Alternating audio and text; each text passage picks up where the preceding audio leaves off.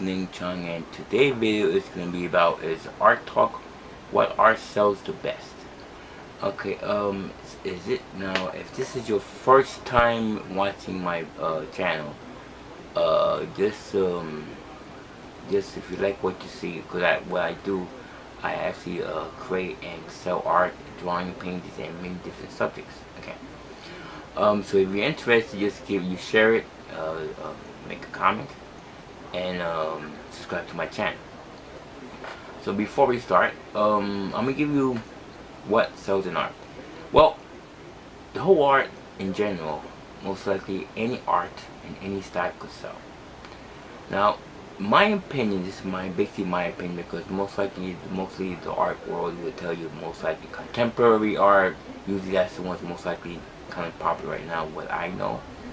But we got abstraction, we have landscapes and portraits, usually landscapes and nudes. And usually to tell you the truth, for my opinion, if you ask me what is the best subjects to paint, well, I work in about like 9 subjects.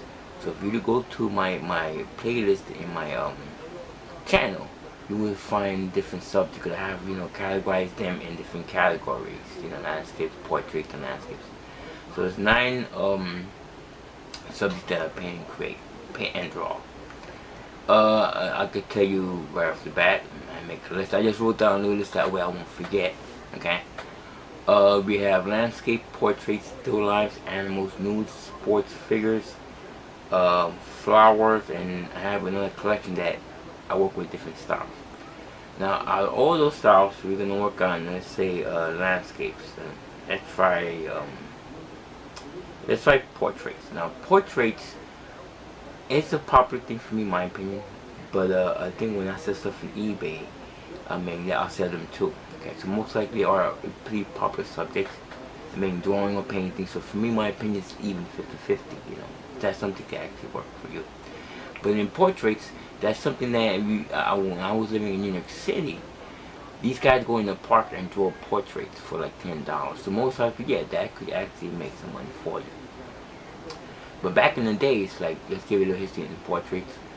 At one time, before the camera ever existed, artists were actually hired to do portraits. So they was making a lot of money back in those days.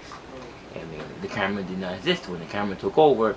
Yeah, but most likely because of art purposes and for art itself, people actually still get them from this day. So commission portraits are pretty decent.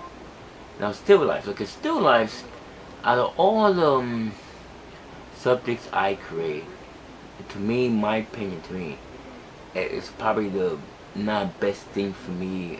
If you ask me, still life's not very good in terms of sales, in my opinion. I probably sold 2 pieces to my uncle or your paintings to a family member.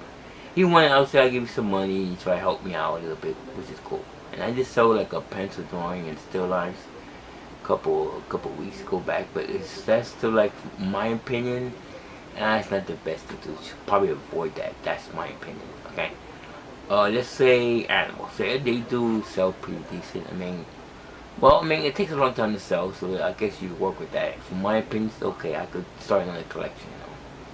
Nudes. Now, nudes, out of all the collection, it's pretty good sales. I could sell a whole collection. It'll take some time, but I will sell a whole collection.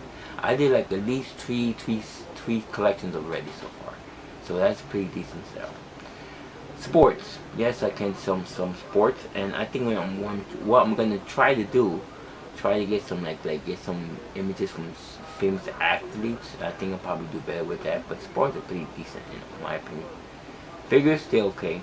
Okay. We have florals. They also sell pretty decent.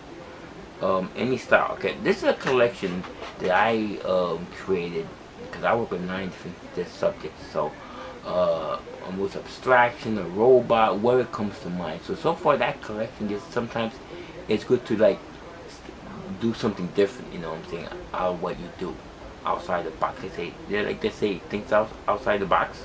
It's something like that. It's something you should try yourself. Flowers, okay. So versus drawing and painting. Well, for me, I feel that the experience I have selling is both 50-50. Now, the oil paintings tend to be a little more expensive, and sometimes they make bigger pieces. Yeah, so it looks like in a way, you know, because of sales, I mean, too expensive to some people, they don't buy it, but they do sell.